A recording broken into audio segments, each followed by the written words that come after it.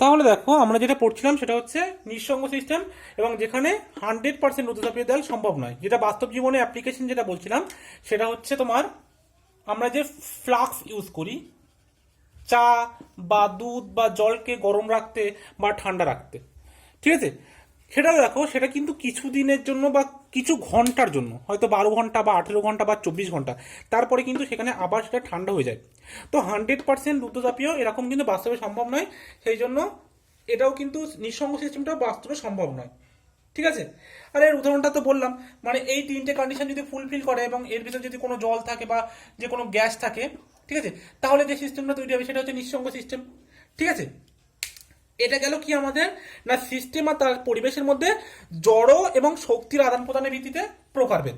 এবার আমরা যেটা করবো সেটা হচ্ছে ভৌত ধর্ম আর রাসায়নিক সংযুক্তির ভিত্তিতে, ঠিক আছে। সেটা হচ্ছে দুই প্রকার। ভৌত, আচ্ছা হেডিং দাও। দেখো এবার ভৌত ধর্ম ও রাসায়নিক সংযুতির ভিত্তিতে কিন্তু সিস্টেম আবার দুই প্রকার। এক নম্বর হচ্ছে সমসত্ব সিস্টেম, আর একটা হচ্ছে অসমসত্ব সিস্টেম।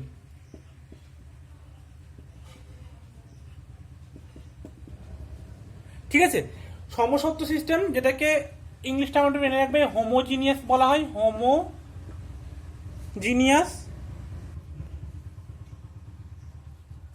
আর অসমসত্বকে বলা হয় হেট্রোজিনিয়াস সিস্টেম, ঠিক আছে। দেখো সমসত্ব সিস্টেম কোনগুলো, যে সিস্টেমের মধ্যে ভৌত ধর্ম আর রাসায়নিক সংযুক্তি সর্বত্র একই হবে, ঠিক আছে।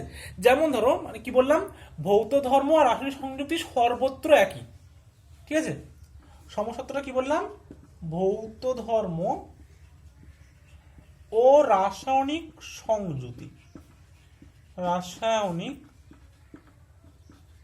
সংযুতি সর্বত্র মানে পুরো সিস্টেমটা জুড়ে একই থাকবে, ঠিক আছে, একই সংযুতি সর্বত্র একই থাকবে, তারাই হচ্ছে সমসত্ব সিস্টেম।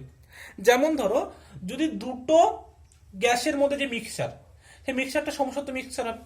তারপর ধরো চিনি আর ধরো জলের মিশ্রণ, তাহলে কি চিনি আর জলের মিশ্রণ, এটাও সমসত্ব মিশ্রণ। কারণ কি, ধরো পুরো একটা সলিউশন বানালাম, ধরো এখানে জল আছে পুরোটা, পুরো জলের যা দ্রবণে যা মিষ্টি হবে, আমরা যদি এখান থেকে একটু অল্প মিষ্টি মানে 1 চামচ জল তুলি, তাহলে তার যা মিষ্টি হবে এখান থেকে যদি যে জলটা তুলবো তার মিষ্টি সমান হবে।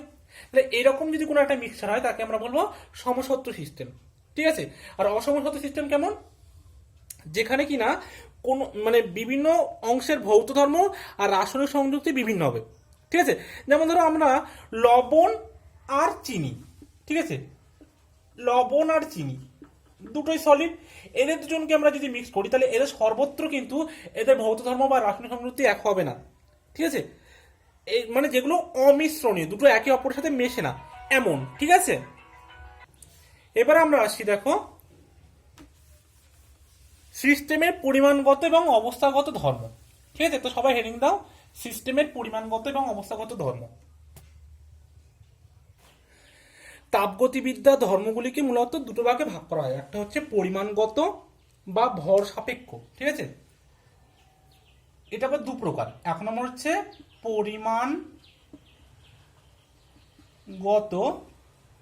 বা ভর সাপেক্ষ, ঠিক আছে। আর 2 নম্বর হচ্ছে অবস্থাগত বা ভর নিরপেক্ষ, ঠিক আছে। 2 নম্বরটা কি বললাম, অবস্থাগত বা ভর নিরপেক্ষ।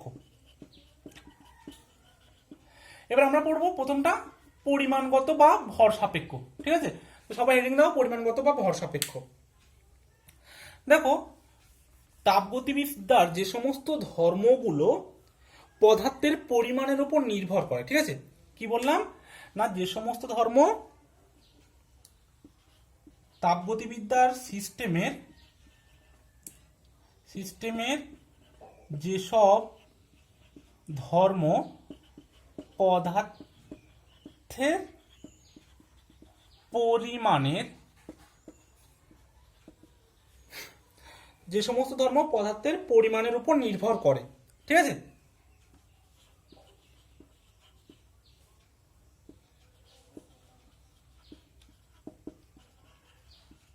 তারা হচ্ছে পরিমাণগত বা ভর সাপেক্ষ ধর্ম, ঠিক আছে, ভর সাপেক্ষ ধর্ম। আর যারা পরিমাণের উপর নির্ভর করে না, ঠিক আছে, তাদেরকে বলা হচ্ছে অবস্থাগত বা ভর নিরপেক্ষ। আচ্ছা, তাহলে পরিমাণগত ধর্মের উদাহরণ কি? পরিমাণগত ধর্মের উদাহরণ হচ্ছে বিভিন্ন যে সমস্ত ভর, আয়তন, মোল সংখ্যা, ঠিক আছে। উদাহরণ কি বলবো আমরা? ভর। ভর সাপেক্ষ মানে কি? সেটা অবশ্যই ভর হবে। আয়তন, আয়তনটা কি? আয়তনটা দেখো পরিমাণের উপর নির্ভর করে, তাই তো। যেমন ধরো 1 গ্রাম কোনো পদার্থের যা আয়তন হবে, 5 গ্রাম পদার্থের আয়তন তার কি হবে? নিশ্চয়ই 5 গুণ হবে। ধরো একটা 1 গ্রাম পদার্থের আয়তন আর 10 গ্রাম পদার্থের আয়তন,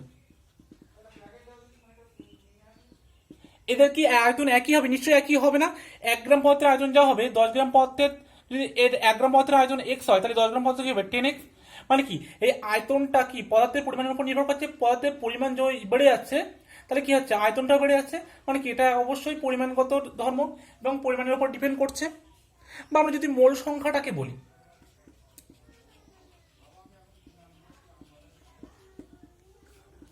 ঠিক আছে, ধরো 1 গ্রাম পরিমাণ কোনো পদার্থের যা মোল হবে, 10 গ্রাম পরিমাণ পদার্থের মোল সংখ্যা তার 10 গুণ হবে। সেম হবে। ধরো 1 গ্রাম পদার্থের, এটা ধরো এবার মোল বলছি, হ্যাঁ, এবার মোল 1 গ্রাম পদার্থের যদি মোল সংখ্যা এক্স এন হয়, তাহলে 10 গ্রাম পদার্থের মোল সংখ্যা কি হবে? 10n। মানে এটাও কি, এটাও কিন্তু পদার্থের পরিমাণের উপর নির্ভর করছে, ঠিক আছে। মানে মোল সংখ্যাটা পরিমাণগত কিন্তু ধর্ম।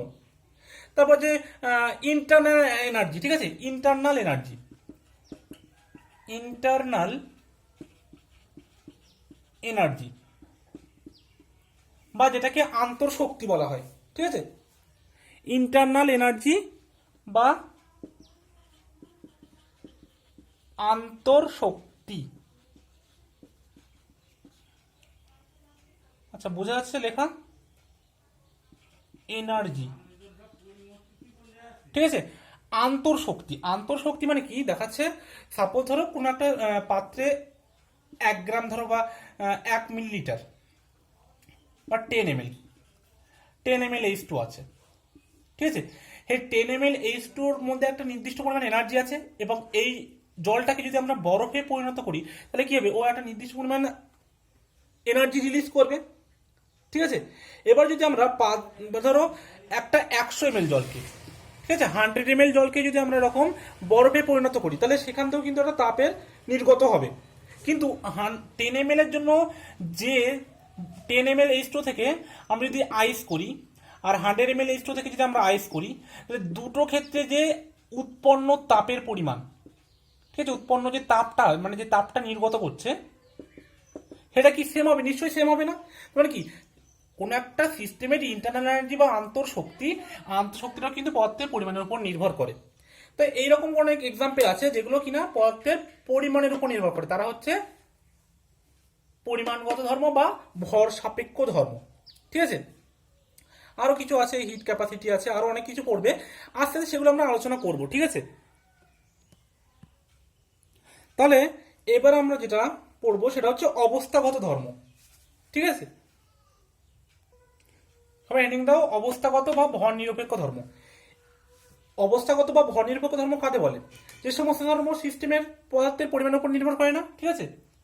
কি বললাম না? যে সমস্ত ধর্ম সিস্টেমে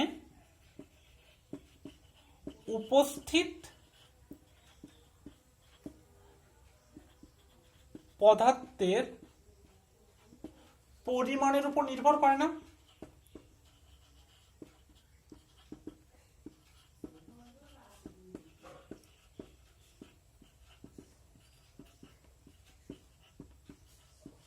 ঠিক আছে, তারাই হচ্ছে অবস্থাগত বা ভর নিরপেক্ষ।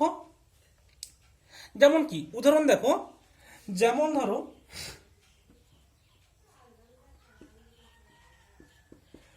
যে কোনো ধ্রুবক মান, ঠিক আছে, যে কোনো ধ্রুবক জিনিস, ঠিক আছে, যেমন ধরো চাপ, তাপমাত্রা, যে কোনো জিনিসের গাঢ়ত্ব, ঠিক আছে, এগুলো সবই কি, এগুলো সবই কিন্তু একটা তোমার পরিমাণ, অবস্থাগত ধর্ম, ঠিক আছে। তারপর ধরো পদার্থের স্ফুটনাঙ্ক,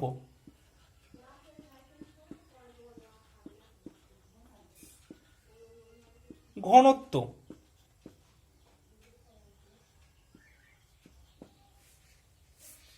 ঠিক আছে, এগুলো সবই কিন্তু একটা অবস্থাগত ধর্ম। যেমন ধরো আমরা যদি কোনো জিনিসের গাঢ়ত্ব প্রকাশ করতে চাই, ঠিক আছে, গাঢ়ত্ব, ধরো সাপোজ একটা পাত্রে আমরা কোনো একটা সলিউশন নিয়েছি, এবার দেখা যাচ্ছে পুরো এই যে দ্রবণটা নিয়েছি, পুরো দ্রবণের গাঢ়ত্ব বললো সাপোজ ধরো 1 গ্রাম পার লিটার, ঠিক আছে। তাহলে আমরা যদি এই দ্রবণের এখান থেকে কোনো একটা 1 চামচ দ্রবণের অংশ তুলে নিই এবং তার গাঢ়ত্ব দেখি, তার গাঢ়ত্বটা কিন্তু 1 গ্রাম পার লিটার হবে। যেমন ক্ষেত্রে আমি চিনি এবং জলের সলিউশনের ক্ষেত্রে যেটা বলেছিলাম সেটা একদম এখানে অ্যাপ্লিকেল হবে। চিনি আর জলের যে মিশ্রণ, এখানের গাঢ়ত্ব যা ছিল চিনির আর জলের যে গাঢ়ত্ব ছিল, এই পুরো সলিউশনে সেই গাঢ়ত্ব সমান হবে, ঠিক আছে। বা এখান থেকে আমরা যদি নিই 1 চামচ তুলে নিই, তার গাঢ়ত্ব কিন্তু ওই পুরো দ্রবণের যা গাঢ়ত্ব এখানে তাই, ঠিক আছে। মানে অ্যাকচুয়ালি অবস্থাগত ধর্মটা কি দেখো, ধরো কোনো একটা এরকম সিস্টেম আছে, সেই সিস্টেমটাকে আমি যদি এরকমভাবে ভাগ করি, ঠিক আছে, তাহলে একটা জিনিস বোঝো, এইটুকু অংশের প্রপার্টি যা হবে, এই বড় অংশের প্রপার্টি যদি সেম হয় তাহলে সেটা হবে অবস্থাগত ধর্ম,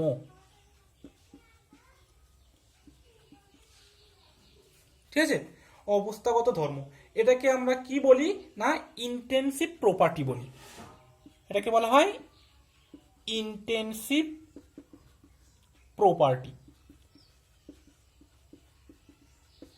ঠিক আছে, ইন্টেনসিভ প্রপার্টি ইংলিশে বলা হয়। আর যেটা আমরা প্রথমে পড়েছিলাম সেটাকে বলা হয় এক্সটেন্সিভ প্রপার্টি বা পরিমাণগত ধর্ম বা ভর নিরপেক্ষ ধর্ম, ভর সাপেক্ষ ধর্ম, ঠিক আছে। তাহলে বোঝা গেল যে কোনো জিনিস আমি কি বললাম, অবস্থাগত ধর্ম কোনগুলো হবে, যাদের মানটা ফিক্সড। যেমন ধরো তাপমাত্রায় যদি বলি আমি, ধরো আমরা কোনো একটা ল্যাবে পরীক্ষা নিরীক্ষা করছি, তা পুরো ল্যাবের যা টেম্পারেচার আর আমি যেখানে দাঁড়িয়ে পরীক্ষা নিরীক্ষা করছি তার টেম্পারেচার কি হবে, নিশ্চয়ই সেম হবে। আমি ধরো সাপোজ একটা ল্যাবের এখানে পরীক্ষা নিরীক্ষা করছি, আমার একটা টেম্পারেচার দরকার, টেম্পারেচার কত, তাহলে কি হবে, পুরো ল্যাবের যা টেম্পারেচার নিশ্চয়ই এখানে এইটুকু অংশের টেম্পারেচার আলাদা হবে না, সেম হবে। তাই জন্য টেম্পারেচারটাও কিন্তু একটা কনস্ট্যান্ট জিনিস এবং এটাও একটা অবস্থাগত ধর্ম। প্রেশারটাও ঠিক তাই হবে।